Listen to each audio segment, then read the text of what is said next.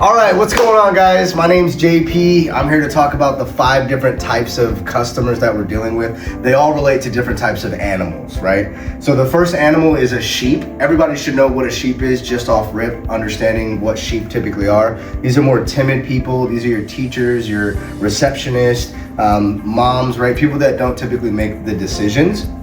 9 times out of 10 with a sheep, you can tell them what to do. They're used to being told what to do. Obviously be polite and professional, but tell them what to do. Tell them, go ahead and call your husband. Go ahead and call your spouse. Let's go ahead and do this. Your verbiage is gonna change when you're talking to a sheep. Also understand that they most likely have to run this information by somebody. So I'm gonna bring that up before they do. That's your sheep. The other animal, we're gonna talk about an owl. These are your technical, more analytical type of people, right? These are engineers, lawyers, accountants, Indians, Asians, right? They're typically more numbers driven. And as long as you can soothe that nerdy side of them, you're gonna be able to get the sale or at least gain that trust, right? I'm gonna do math for them, pull out the calculator and show them how much they're gonna save over X amount of time. I'm gonna show them the specs of whatever it is that I'm selling them. So if I'm selling cell phones, I'm gonna talk about the specs of the phone, the battery life, the processor, the camera, right? All these new things that they're gonna like. The other animal is a tiger. These are high energy people. These are athletes. These are half of the military population, other salespeople, right? We're just very excited about whatever's going on.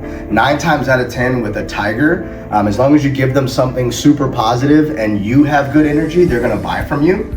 Also understand though, with a tiger, they're very impulsive and therefore they can't be trusted. They also have to run this information by somebody typically.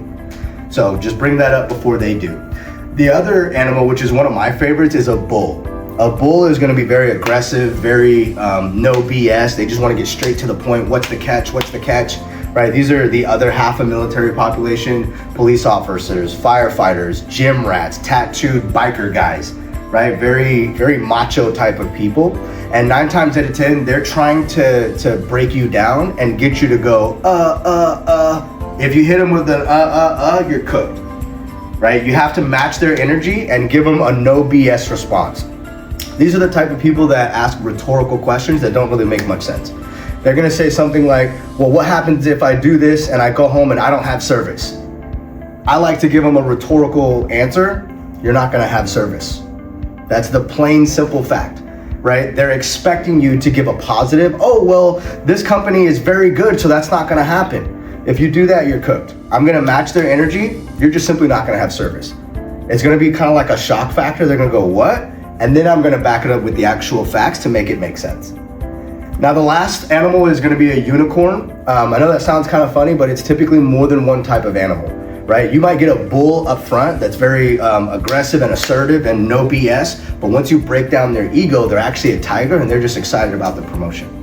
You might get an owl at first, just very analytical and numbers driven. Once you soothe that nerdy side, they're actually a sheep and they'll just give you everything. And that's what I got for you guys.